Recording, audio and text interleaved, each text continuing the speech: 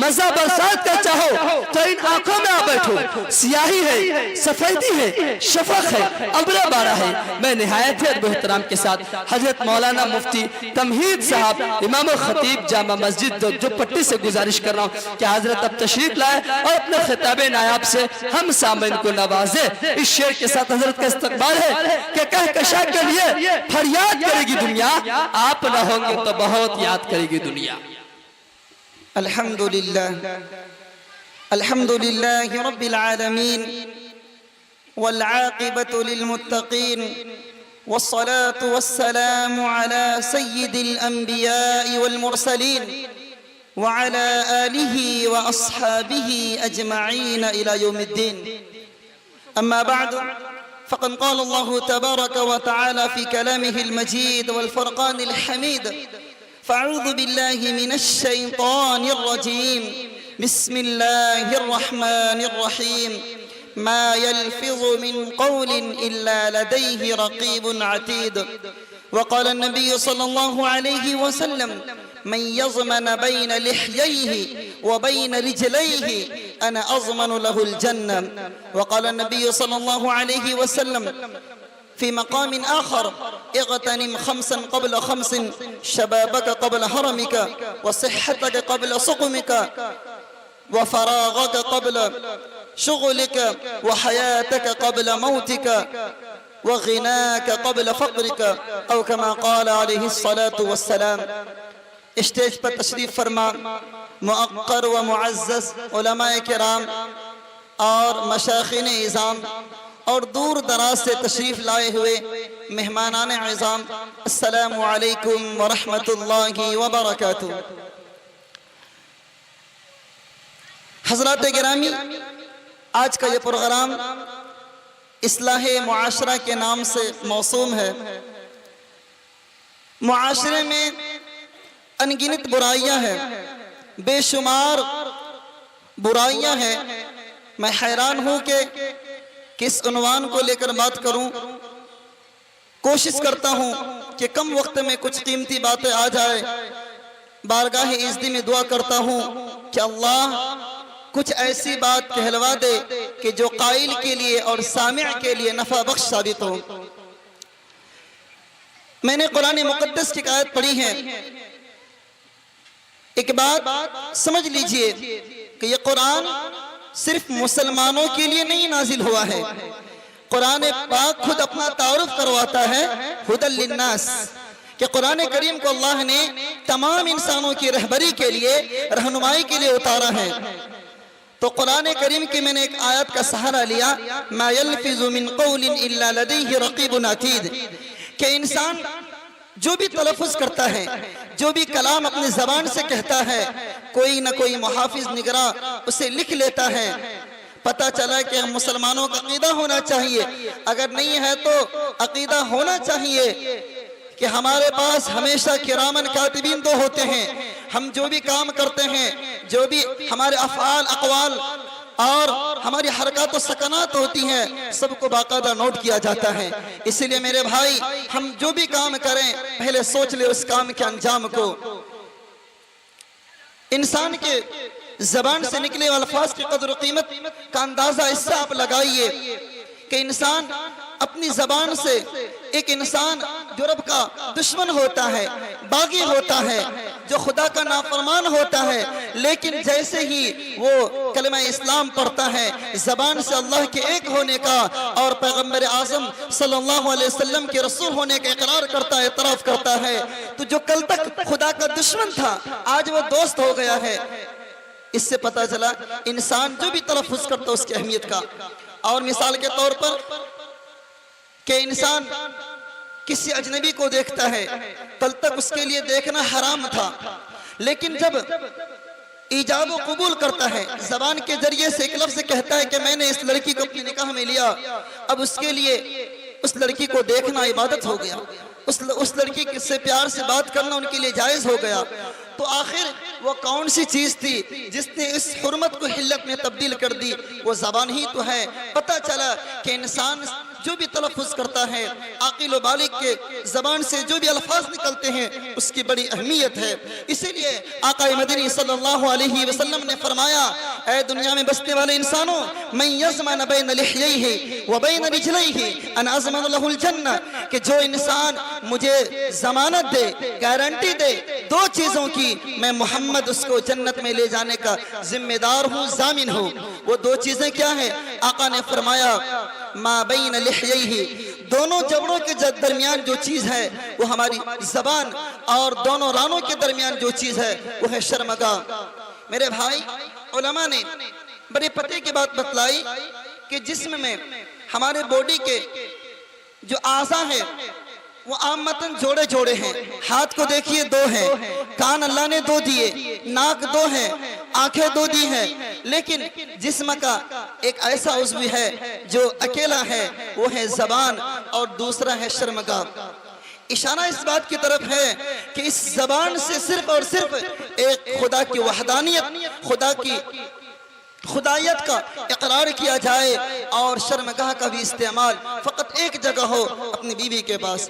اسی لئے میرے بھائی، آقا مدنی صلی اللہ علیہ وسلم کا یہ اعلان قیامت تک انسان، آنے والے تمام انسانوں کے لیے آقا نے فرما دیا کہ جو بھی فرد بشر ان دو چیزوں کی حفاظت کرے گا، میں محمد اس کو جنت میں لے جانے کا ضامن ہوں۔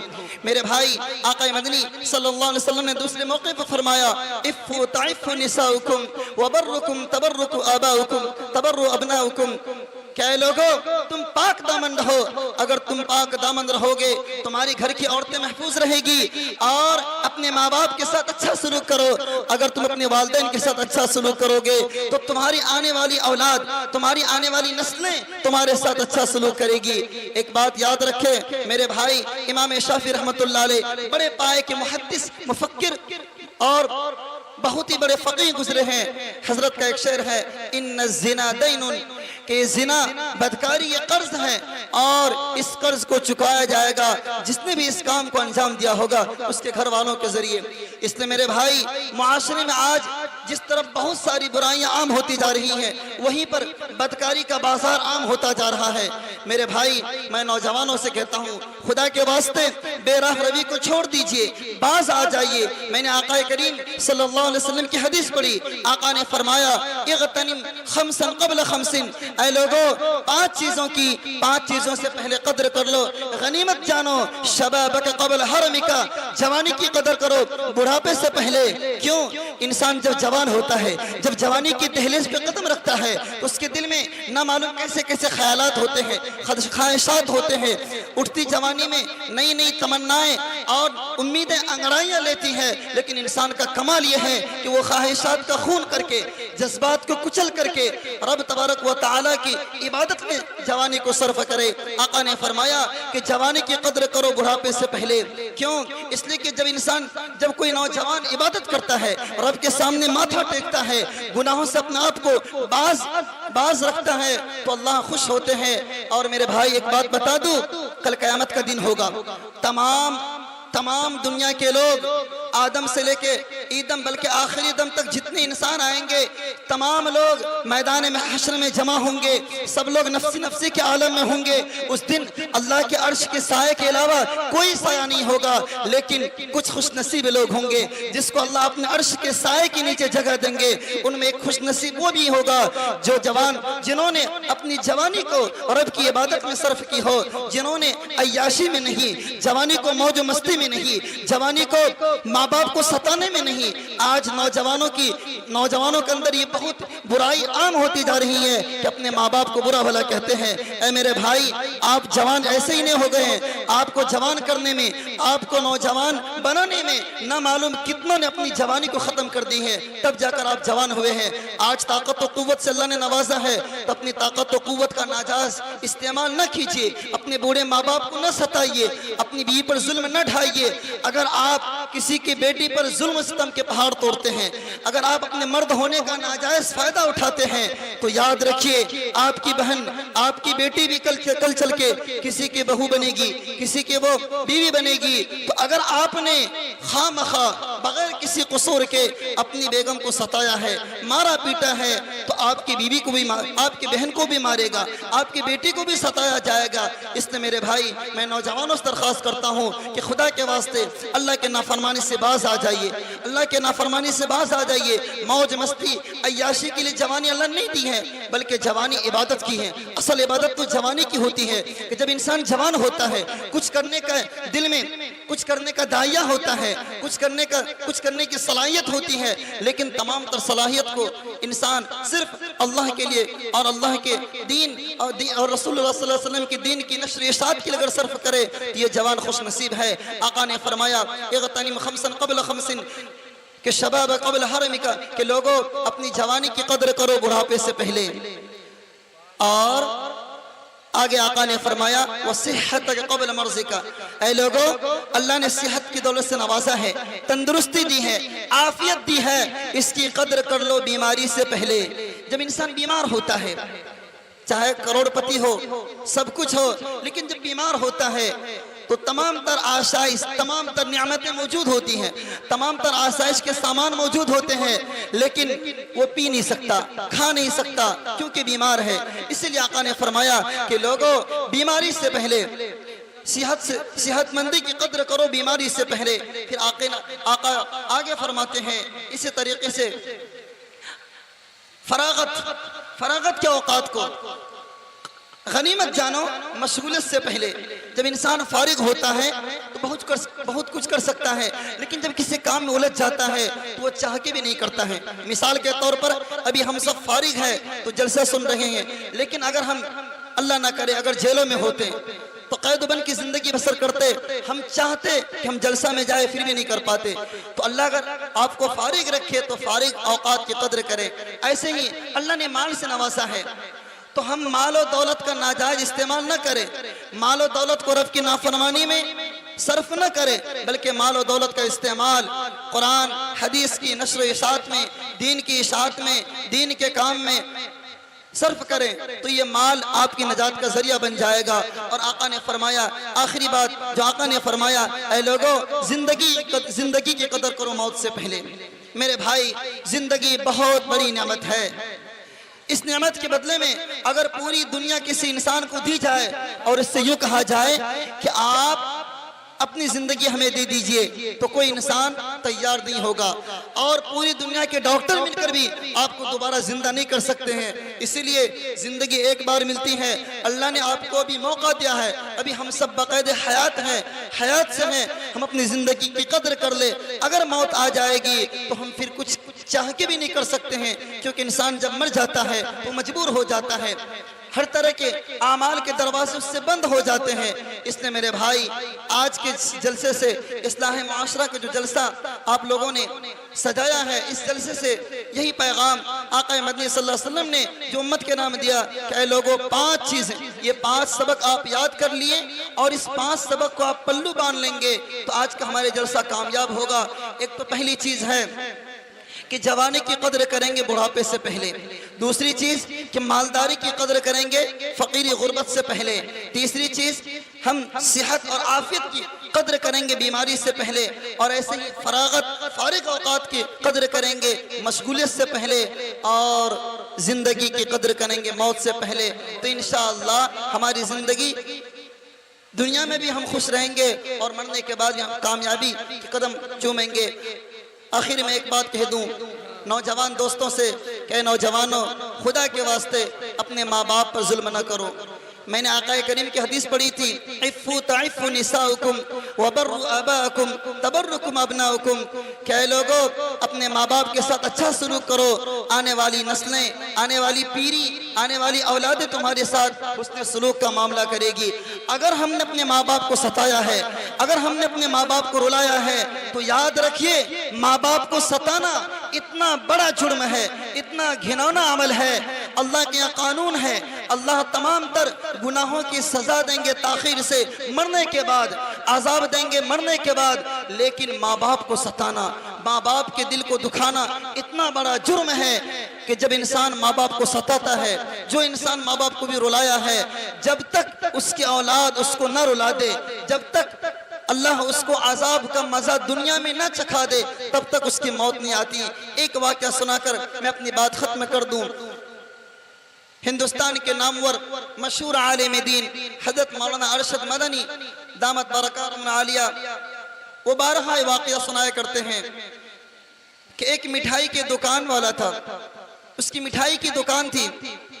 ایک مرتبہ ہوا کیا کہ دکان والے اپنی دکان میں بیٹھا تھا، ایک نوجوان آیا اور اس نے اپنے اس دکان والے باپ کے گلے میں رسی ڈال کر کے کھینچ کر دور لے جا کر کے چھوڑ دیا۔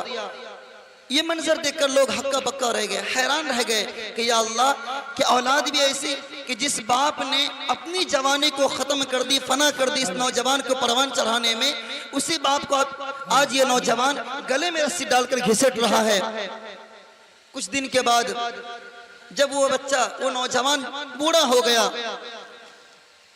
تو مولانا اس توہ میں تھے کہ ہم نے اکابرین سے سنا ہے اور تجربہ بھی یہی ہے کہ جو بھی ماں باپ کو ستاتا ہے اس کے اولاد اسے ستاتی ہے، ذرا دیکھو اس کے ساتھ کیا ہوتا ہے۔ لیکن وہ جو نوجوان تھا اسے نرینہ اولاد نہیں تھی، اس کے پاس بیٹیاں ہی بیٹیاں تھیں۔ سب پریشان تھے کہ بیٹی تو ایسی حرکت نہیں کر سکتی ہیں، لیکن وہ دن بھی لوگوں نے دیکھا کہ ایک دن وہی نوجوان اپنے بڑھاپے کی عمر میں اس دکان میں بیٹھا تھا، ایک برقع پوش خاتون آتی ہے اور اس نوجوان کے گلے میں باقاعدہ رسی ڈال کر کے کھینچ کر کے لے جاتی ہے۔ ایک مقام پر جا کر وہ بوڑھا کہتا ہے بیٹی بس بس، تو وہ بیٹی کچھ دیر کے لیے ٹھہر جاتی ہے اور بیٹی پوچھتی ہے کہ ابا آخر آپ یہاں آنے کے بعد آپ نے بس کا لفظ کیوں استعمال کیا؟ کہا بیٹی میں نے سنا تھا کہ جو بھی انسان اپنے ماں باپ کو ستاتا ہے جب تک اس کے اولاد اسے نہ ستا دے تب تک اس کی موت نہیں آتی ہے، اور میں نے اپنے والد کے ساتھ بدسلوکی کی تھی تو میں نے اپنے والد کے ساتھ بدسلوکی یہیں تک میں نے کیا تھا، تو اللہ نے مجھے اس کا بدلہ میری اولاد سے یہاں تک دلوا دیا۔ تو میرے بھائی اس واقعہ سے ہم نوجوانوں کو یہ سبق لینا ہے کہ ماں باپ کو ستانا نہیں ہے، بیوی پر ظلم نہیں کرنا ہے، اور اپنے آپ کو گناہوں سے، شراب خوری سے، زناکاری سے اور دیگر رشوت خوری سے اپنے آپ کو باز رکھنا ہے۔ اللہ مسلمانوں کو کہنے سننے سے زیادہ عمل کی توفیق عطا فرمائے، آمین۔ وما توفیقی الا باللہ۔